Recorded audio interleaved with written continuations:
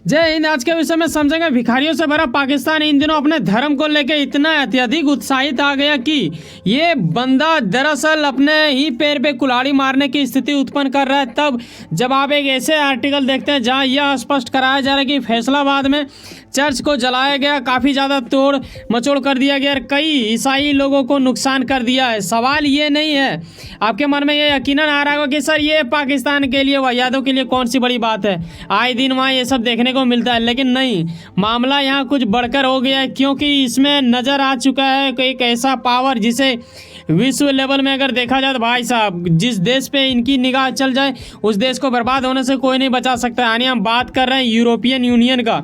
तो ये कैसे इसमें आ जाएंगे, शामिल हो जाएंगे, कैसे इनके ओर से एक्शन लिया जाएगा, ये सब विषयों के ऊपर आइए चर्चा करते हैं। वीडियो के अंत में आपको यह बखूबी पता चल जाएगा। लेकिन इसके पीछे आखिर रीजन क्या होगा ये जानने वाली बात होगी। अगर आपको याद है ना तो जुलाई के टाइम में मैंने एक वीडियो बनाया था जिसमें मैंने आपको बताया कि कैसे एक बंदा जो कि मुस्लिम ही होता है, जिनका नाम होता है सलमान मोमिका, इन्होंने क्या किया कि कांड कर दिया, और वो भी कैसे लीगल तरीके से।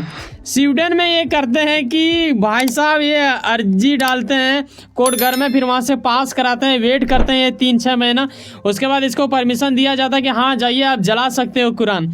ऐसे में ये एक वहाँ के एक बड़े दिग्गज, जैसे होता है ना हर जगह, जैसे मान लो आप इंडियन हो तो यहाँ पे जैसे अयोध्या आप जाओगे तो वो एक दिग्गज मंदिर कहलाएगा, उसी प्रकार इन लोगों का मस्जिद होता है कहीं कहीं दिग्गज मतलब बड़ा। तो यहाँ आप देखते हो इस आर्टिकल के माध्यम से, जो कि 27 जुलाई के आर्टिकल है, यहाँ पे इन लोगों ने खड़ा होकर जलाया। किस बंदे ने जलाया मैं इसका फोटो भी आपको दिखा दूँ। हालांकि अगर आपने नहीं देखा, जो मैंने थंबनेल दिखाया पीछे जाके देख लेना, मेरे वीडियो में मिल जाएगा, आपको चैनल में अवेलेबल है।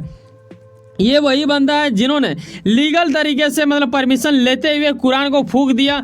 इनका कहना था कि कुरान बिल्कुल वाहियात है, इसे रखना ही नहीं चाहिए, इसे मतलब विश्व से हटाइए, ये लोगों को बर्बाद करता है। ये वो बहुत ज़्यादा स्टेटमेंट दिया था और ये उन सभी मुस्लिमों के लिए एक मतलब घिनौना हरकत था, आपत्तिजनक चीज़ था। इसीलिए इंडिया ने इसमें साथ भी दिया था। यहाँ आप देखते हो कि भारत ने यूएन के पाकिस्तानी प्रस्ताव में दिया था साथ। क्यों दिया था?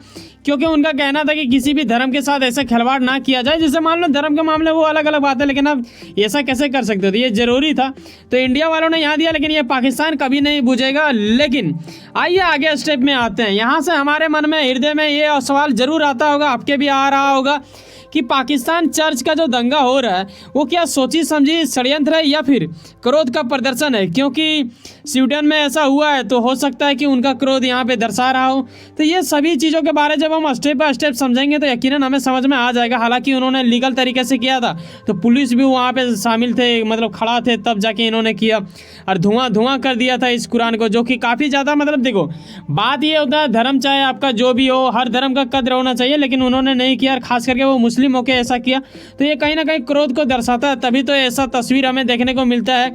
कई सारे मुस्लिम देश के मुस्लिमवासी लोग के ओर से ऐसे स्वीडन का आप देखते हो कि वहाँ का झंडा को मतलब इस तरह जलाया जाता है। ये बहुत ज़्यादा क्रोधित और आपत्तिजनक चीज़ें हो जाती है।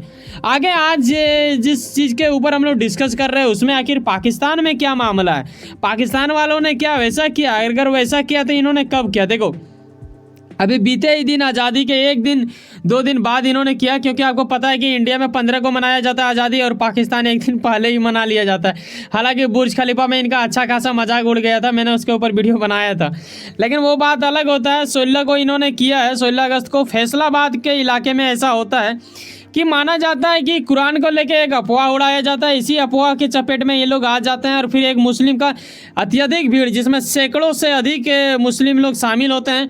हालांकि आपको पता है कि इस्लामिक कंट्री माना जाता है पाकिस्तान, और ऐसे में डेमोक्रेसी नाम का सिर्फ होता है, लेकिन वो एक तरफा होता है। ज़्यादातर मुस्लिम को ही मतलब ये किया जाता है, वहाँ पर हिंदुओं को, अल्पसंख्यकों को हमेशा सताया जाता है। लेकिन वो भी दुर्भाग्य वाली बात है कि पाकिस्तान को अपने नज़र नहीं आता है और इंडिया पर वो लोग भोगता है कि हाँ इंडिया में अल्पसंख्यक के भारतीय। अरे बेटा कभी आके इंडियन मुस्लिम से पूछो कि वो इंडिया में रहना चाहता है या पाकिस्तान में, वो गर्व से बोलेंगे कि हम इंडियन हैं, ठीक है। लेकिन वही अगर पाकिस्तान के हिंदुओं से जाके पूछोगे ना, या फिर पाकिस्तान के अल्पसंख्यक कि तुम पाकिस्तान में रहना चाहते हो, वो लोग वहाँ का छोड़ो, वहाँ का जो मतलब ज़्यादा आबादी मुस्लिम है ना, वो भी चाहता है कि इंडिया आना। तो ये उच्च स्तर वाली बात हो जाता है हमारे देश को लेके। लेकिन इन्होंने ऐसा क्यों किया, ये गजब वाली बात था। सिर्फ अफवाह की वजह से इसे धुआं इन लोगों ने कर दिया या फिर कुछ और वजह था? बताया तो सूत्रों के अनुसार यह भी जा रहा है कि 100 लोगों को मतलब गिरफ्तार किया गया, लेकिन क्या ये 100 लोगों को हमेशा के लिए गिरफ्तार किया गया? क्या इसे सजा दी जाएगी या फिर इस निंदा वाला जो वहाँ कानून चलता है उसके थ्रू उन्हें छोड़ दिया जाएगा?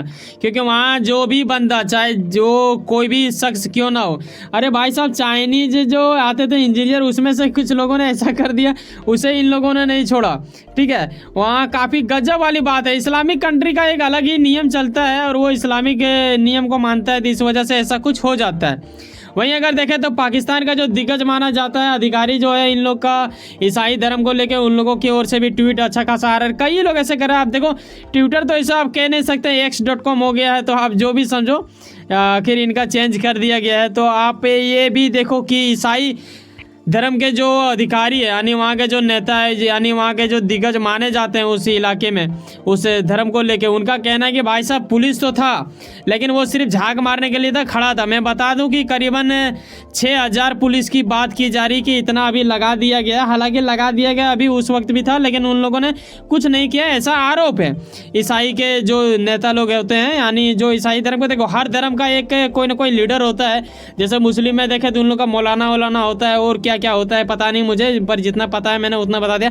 उसी प्रकार हर धर्म में होता है। तो उन लोगों का आरोप है कि पुलिस वालों ने कुछ नहीं किया। अब मेन रीजन ये आ रहा है कि यूरोपियन यूनियन क्या करेगा। देख बेटा, मैं एक बात बता दूं, ये चीज़ हमेशा याद रखना, कभी भी आप किसी धर्म को छेड़ते हो तो ये चीज़ को भी याद रखें कि उस धर्म से जुड़े एक लोग नहीं होता है, कई लोग होते हैं। और पाकिस्तान को अपने ही पैर पे कुल्हाड़ी क्यों मारेगा, ये मैंने जो पीछे बताया, ये अब आपको विश्वास हो जाएगा। क्योंकि देखो ये मतलब आ जाएगा सामने। क्यों सामने आएगा?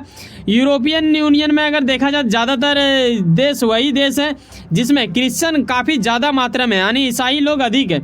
तो कहीं ना कहीं इनका क्रोध दर्शन देखने को मिलेगा पाकिस्तान को। पाकिस्तान जब इनके क्रोध का दर्शन करेंगे तो मतलब तबाही वाला लुक आ जाएगा। तब जब पाकिस्तान को पता चलेगा कि बेटा जो लोग तुम्हें सहयोग दिया उसी से पंगा। अभी हाल ही में ऐसा सुनने को मिला था कि GSP प्लस इनका जाने की संभावना आ चुका है, और अब इन्होंने जो कर दिया इसके वजह से यकीनन जा सकता है, ऐसा कुछ आप पे अंदाज़ा लगा सकते हो।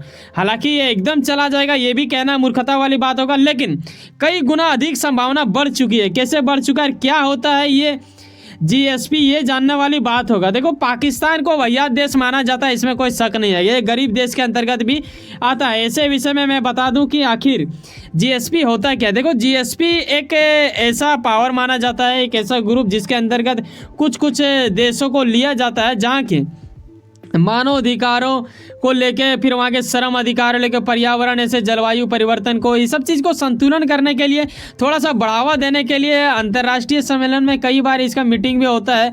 कई अनेक प्रकारों के बारे में बातचीत की जाती है, जिसमें कि अभी हाल ही में 2023 में भी ये मीटिंग होने वाला है। और GSP प्लस मीटिंग जब होगी तो शायद उस वक्त पाकिस्तान को हटा दिया जाए, क्योंकि पाकिस्तान ने क्या किया, इन लोगों का कहना, देखो इसमें होता क्या है ये चीज़ आपको जानना चाहिए बखूबी। GSP करता क्या है कि जो गरीब देश होता है उसे सहयोग देता है कि हाँ भाई तुम आओ, तुम्हारे ऊपर उतना ये नहीं लगाएंगे। जैसे कोई भी चीज़ आप लेन देन करते हो तो आप कहीं ना कहीं एक टैक्स का भी आपका एक बन जाता है, कुछ ना कुछ आपको पे करना होता है। ऐसे में इन लोग को काफ़ी ज़्यादा छूट दिया जाता है और एक सहयोग दिया जाता है कि हाँ आओ इधर आके आप बेच सकते हो, यूरोप कंट्री में आप दे लो। तो यूरोपियन कंट्री काफ़ी ज़्यादा इन लोगों का सहयोग करते थे, लेकिन अब इन लोग उसी के ऊपर टारगेट बना रहा है, उसका धर्म। और कहीं ना कहीं ये लक्षण दिख रहा है कि स्वीडन में जो हुआ, ठीक है, उसी चीज़ का ये लोग भरपाई कर रहे हैं। ऐसा भी वहाँ का कुछ लोगों का सूत्रों के अनुसार यह पता चलता है। वैसे सुनो ना कहीं आप कुछ ना कुछ काम करते होंगे, यकीनन अपने काम के प्रति काफ़ी ज़्यादा उम्मीद रखते होंगे, यकीनन आपका मेहनत आपका मंजिल बन के मेरे। वैसे सुनो ना, सब्सक्राइब कर लो, पावर ऑफ चांस, सर जुड़े रहो मुझसे। चलो मिलते हैं किसी नेक्स्ट वीडियो में। डिस्क्रिप्शन में जाइए, एक लिंक मिलेगा वर्ल्ड अफेयर्स हिंदी, उसे भी क्लिक करके जाइए, विजिट कीजिए, सब्सक्राइब कीजिए। वो भी मेरा ही चैनल है जिसे आपको रखना चाहिए सब्सक्राइब करके, क्योंकि उसमें इंटरनेशनल चीज़ें आपको देखने को मिलता है। चलो मिलते हैं किसी नेक्स्ट वीडियो में। बाय, जय हिंद, जय भारत।